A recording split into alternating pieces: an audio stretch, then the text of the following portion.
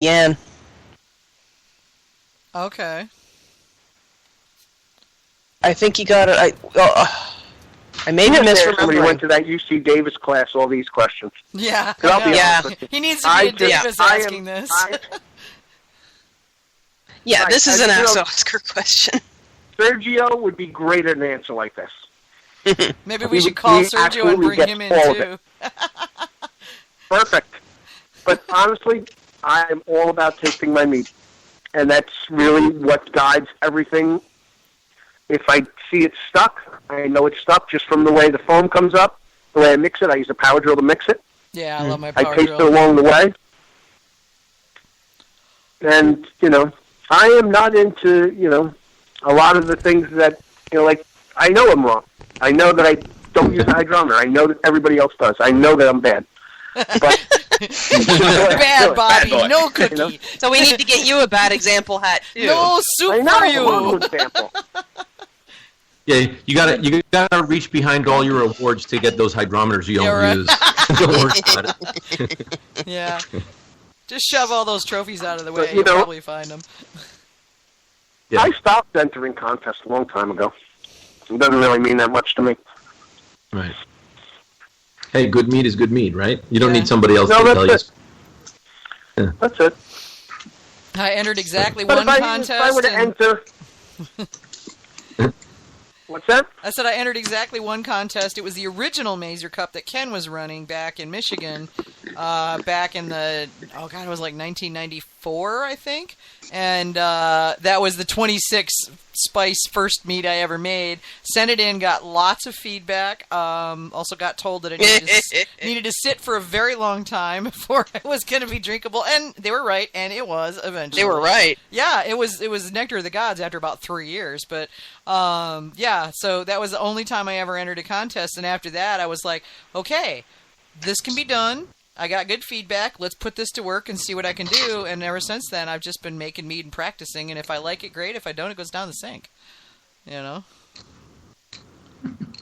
you bring it out to a party and you start pouring it out, in 3 people if it's good or not. Yeah, you do. As long as you know the people's biases.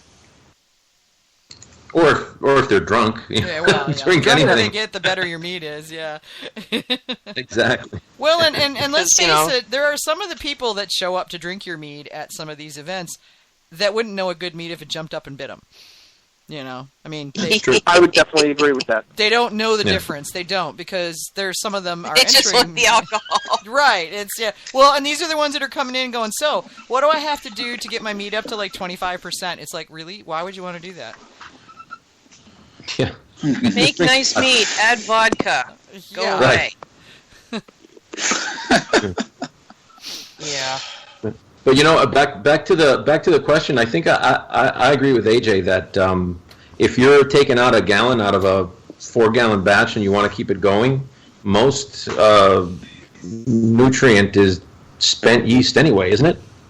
So pretty you much, should be okay, but just But it won't actually be spent. Well, that's the thing, though. Like what you're using the nutrients. A rolling active ferment. Mostly, what you're using the nutrients for, though, is building up your yeast colony. And if that's already established, and you're not going to be doing that much more breeding, I don't know how much more you'd need to do. I mean, that's almost something. Right. I'd almost want to experiment with that and try different levels with every iteration and see if see what happens if you add nothing, see what happens if you add the full amount you would if you were just starting that, the addition, and then half, and then you're not going to need to add the full amount, and you shouldn't add zero, because every time you siphon some off, you're going to take, because it's going to be opaque mead, you're going to be taking yeast out, so they are going to have to grow up the culture. They're just not going to have to grow up much. It was my understanding that Tasana and all of these staggered nutrient additions were to keep the yeast in the growth stage, because the yeast made more alcohol in the growth stage. I think what it's supposed to do is keep the yeast at a steady growth instead of having a huge boom at the beginning and then a die-off in the middle when they're supposed to be fermenting. Because what happens if you put it all up front, what they say happens if you put it all up front, is that the yeast will just go crazy and then poop out because they've run out. And they'll have a big boom and then crash. Now, I've never experienced that, and for many years I actually did just put everything in up front. But there are certain yeasts that get really picky pants about things like RC212. And that one, I'm adding nutrients to that one pretty much until it's halfway done. So I think my gut instinct says, one, it's going to depend on your yeast, and two, it's going to depend on how clear the stuff is that you take out and how far you're expecting it to go. So, that would be one of those things that it'd be worth checking a couple of times, like do 2 or 3 runs at, a quarter of what you would put, do 2 or 3 runs at a half of what you would put, and see which one works out better, and see if you need to tweak it one way or the other. That'd be my recommendation based on my understanding of how this works. Right. I wonder if you could scale that experiment down to a gallon. Is that enough volume? I think that would probably not be enough volume, but maybe a 3-gallon batch, just so you don't waste, just in case. I don't know. But if you're taking out a gallon at a time, then that's not a terrible amount to be working with as an experimental amount. That's true. I mean, heck, even the pros do 1-gallon experimentals. Yeah. Unless they want to put it in their tasting room, in which case they put it as a 5-gallon. Yeah, but I mean, when they're test driving to see, is this going to work, they do a 1-gallon batch, and then when they see, that's going to work, then they do a 150-gallon batch and do it in the tasting room. And still call it experimental, because they don't know, it's still experimenting as to whether they want to put it in rotation, Yeah. Yeah, I always thought that the idea behind nutrients, aside from, initially it was to establish the colony, but it's also not to stress the yeast. Yes. Right? Yes. Keep the yeast happy and producing and reproducing so that they do what they're supposed to do and poop out that alcohol, Yeah, but a lot of what's in there is the stuff that the yeast need in order to replicate. Yeah, exactly. Right. Yeah, that's the thing, is to keep them happy, stress-free, and reproducing, and, Yeah, I don't know exactly how much nutrients you need in order to keep yeast going longer than they normally would. That's the part I'm a little bit unclear on. Yeah. So Mr. Dave, it appears that your question is something we need to take to UC Davis and ask them. Or maybe Pete would know. We need to call, or maybe we need to call Sergio and see what he says, But I think Sergio's in California right now, isn't he? Bobby, did he go out to the UC Davis class? I don't think he did. No, I was on the phone with him today. Gee, I wonder if we called him, if he'd be home. He does have a new baby. So. He does have a new baby, yeah. So we'll let him get a little sleep. Oh, yeah. Yeah, I bet. No. And he's working hard on his new short meads coming out. Yeah, I heard. He's got all kinds of new stuff coming out. I'm still waiting for the cucumber. It's almost cucumber mead time, and I'm going to get me some. I never forget the first time I had that. We were there for his opening party. Yeah. And when we first opened the meadery opening night, and he came out with that, and everybody was like, wow. Yeah. That was awesome. So nice. He had a short mead with cucumbers and lemons. Oh.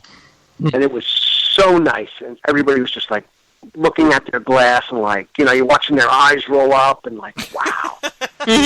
So friggin' good. Was it a short mead? Yes, it was. It was probably about 5%. Yeah. Oh, that sounds really good. You could drink a bunch of that. Oh, it's so refreshing. It was nice. The carbonation was perfect. It was a very light. It was, if I remember, it was summertime when he opened to her. But maybe in September, if I remember right. I remember it being a little hot. Well, but it was so nice. What is it? Pepino? Is that the right name? Pepino. Yeah, right. Pepino. Pepino came out. I think he said Pepino came out last July-ish. I want to say, because I asked him. And this was the experimental. The first night he opened, he had a 5-gallon experimental of this, and he had it in a keg. I just had it the first time last year when I was up there. He gave me a bottle to take home, and I drank it on the show actually. But yeah, I was stunned. It was so good, so very, very good. So I guess I'll have to send him this question, and then I'll have to post something in the Gotmead group about it. Well, this would be it'd be a good one to post in the forum too. Yeah, I think we should put it up there. And apologies if it is posted already. I haven't had time to read the forum lately. Yeah, I know. And then Dave, in keeping with asking really interesting questions, complex, interesting questions, Dave, we're impressed. Okay, so the next one, and I don't know if Bobby or any of us are going to know this, but we'll do this. He says, would a constant or periodic circulating pump be a good way to automate stirring lees back into suspension during fermentation? And then he goes on to say, I want to stir lees either constantly or periodically on a timer. I am proposing, he's doing hands-off mead here, I am proposing to use a peristaltic pump to draw must from the bottom of a vessel and return it to the top. It would be a closed system with zero oxygen exposure. Intake would be from a dip tube at the bottom of the vessel. Return flow would be pumped in at a 90-degree angle near the top of the must to introduce very slight swirling motion in the must. The flow rate is variable and would be set to minimal required to keep lees in suspension. What are your thoughts? And this guy's got to be an engineer. Only an engineer can come up with this. Yeah, sounds like one. Yeah. Initially, I'm thinking, why don't you just use a stir plate?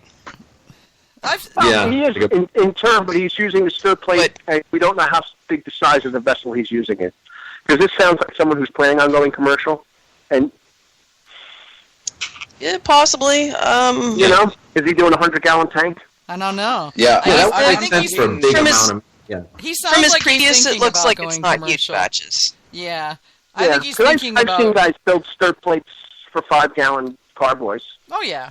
Mm-hmm. So, Well, I mean, even just aeration. Those of us that don't feel like I do the flapper paddle, beat the crap out of your mead method of aerating it.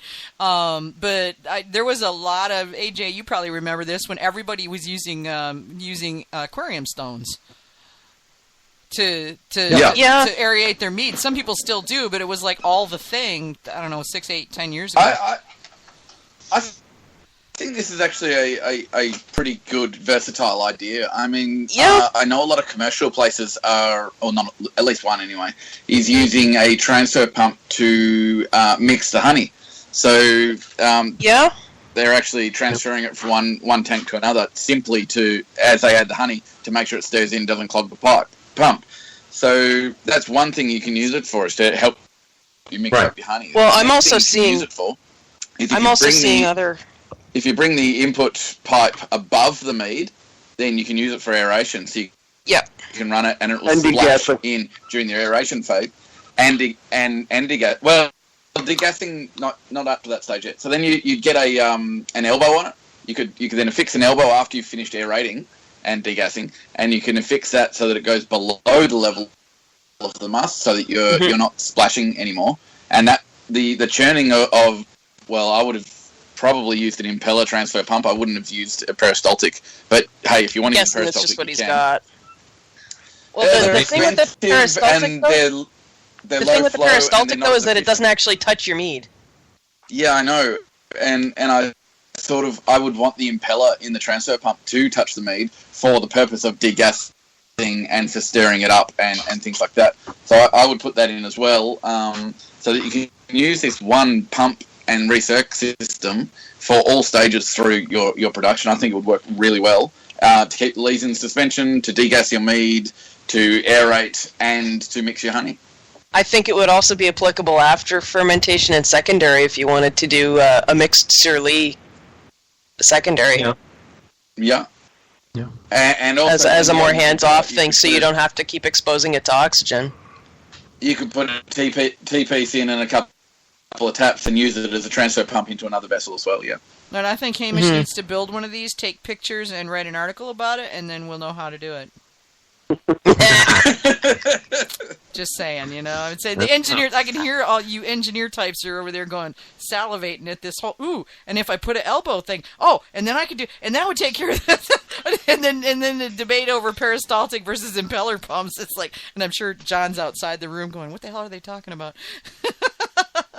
Well, John wants to join in by now, I'm sure. Yeah, he's probably out there going, I can add to this, Well, he could probably bring in the control system, because he works with control systems for automation, so he could probably set it so that it would, like, test the must and determine whether it, where it is in the fermentation process, so that the so the elbow pipe would automatically rotate into place, and then rotate up for aeration. Yeah, right. And down rotate up for aeration, and then it would detect the level of the yeast and the health of the yeast, and whether or not they needed aerating, or if they were past the point and needed to be killed. Yeah. Now, to be fair, the whole